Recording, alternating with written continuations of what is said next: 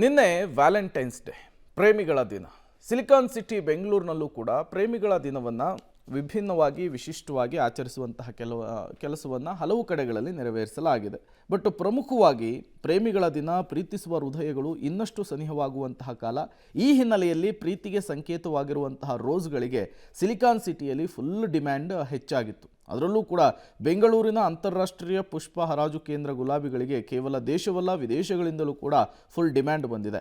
ಇನ್ನು ನಮ್ಮ ಬೆಂಗಳೂರಿನ ಡಚ್ ರೋಸ್ಗಳು ದುಬೈ, ಸಿಂಗಾಪುರ್, ಮಲೇಷಿಯಾ, ನ್ಯೂಜಿಲೆಂಡ್ ಸೇರಿದಂತೆ ಬೇರೆ ಬೇರೆ ದೇಶಗಳಿಗೂ ಕೂಡ ಹೋಗಿದ್ದು, ಹೆಬ್ಬಾಳದ ಅಂತಾರಾಷ್ಟ್ರೀಯ ಪುಷ್ಪ ಹರಾಜು ಬೆಂಗಳೂರು ನಿಯಮಿತದಲ್ಲಿ ಭರ್ಜರಿ ಡಿಮ್ಯಾಂಡ್ ಉಂಟಾಗಿದೆಯಂತೆ. ಫೆಬ್ರವರಿ 1ರಿಂದ 14ರವರೆಗೂ ಕೂಡ 82 ಲಕ್ಷಕ್ಕೂ ಹೆಚ್ಚು ರೋಸ್ಗಳು ಮಾರಾಟವಾಗಿದೆಯಂತೆ. 10 ಕೋಟಿಗೂ ಹೆಚ್ಚು ವಹಿವಾಟು ಕೇಂದ್ರದಲ್ಲಾಗಿದೆ ಅನ್ನುವಂತಹ ಮಾಹಿತಿ ಸಿಕ್ಕಿದೆ.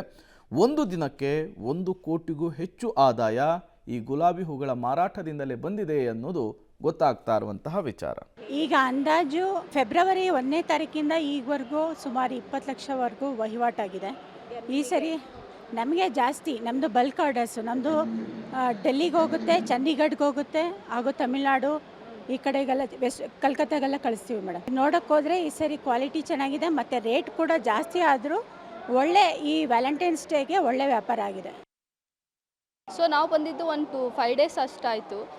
ಈಗ ವ್ಯಾಲೆಂಟೈನ್ ಸೀಸನ್ ಇರೋದ್ರಿಂದ ಫ್ಲವರ್ಸ್ ನೋಡ್ತಾ ಇದ್ದರೆ ತುಂಬ ಎಷ್ಟೊಂದು ಲಕ್ಷ ತನಕ ಹೋಗ್ತಾ ಇದೆ ಪರ್ ಡೇ.